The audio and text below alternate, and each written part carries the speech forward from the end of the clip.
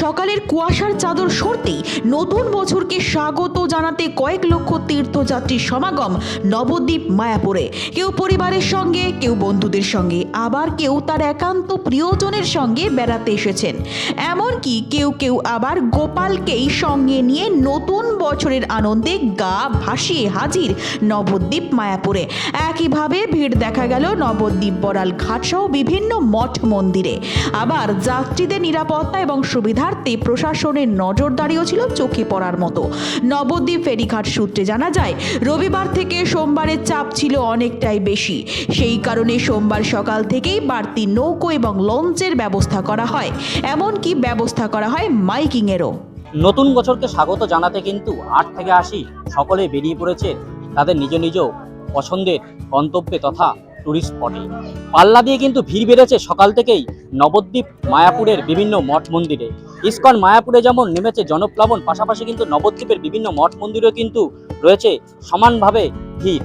সাধারণ মানুষের যেন উপচে পড়া ভিড় নবদ্বীপ। পাশাপাশি কিন্তু দেখা গেছে নবদ্বীপ বড়ালঘাট ফেরি চলাচলের থেকে শুরু করে নবদ্বীপ স্টেশন চত্বর সর্বত্র কিন্তু প্রশাসনের কড়া নিশ্চিদ্র নিরাপত্তার পরিবেষ্টিতের মধ্যেই কিন্তু নতুন বছরকে স্বাগত জানাতে যারা কিন্তু বিভিন্ন জায়গা থেকে নবদ্বীপ মায়াপুরে এসছেন তাদের নিরাপত্তার জন্য কিন্তু একাধারে যেমন প্রশাসন সদা ব্যস্ত, পাশাপাশি কিন্তু ইসকন কর্তৃপক্ষ, পাশাপাশি নবদ্বীপে যে সকল মন্দির কর্তৃপক্ষ রয়েছে তারাও কিন্তু যথেষ্ট তৎপর। এখানে যারা তীর্থযাত্রী তথা যারা ঘুরতে এসছেন তাদের সাথে একটু কথা বলে নেওয়ার চেষ্টা করব, তারা ঠিক কোথা থেকে এসছে এবং তাদের সারা বছরের কি সারাদিনের যে প্ল্যানটা রয়েছে তাদের একটু কথা বলে নেওয়ার চেষ্টা করবো। বলছি, কোথা থেকে এসছেন? আমার তাহারপুর থেকে এসেছি নদীয়া। আচ্ছা, আজকে তো নতুন বছর, তাই নবদ্বীপ মায়াপুর ঘুরছেন? হ্যাঁ, পরিবার নিয়ে। সারাদিনের প্ল্যান কি আছে? এই জল মন্দির দেখলাম, আমরা নবদ্বীপে পোড়ামাতলা গেলাম, এবার মায়াপুরে যাবো।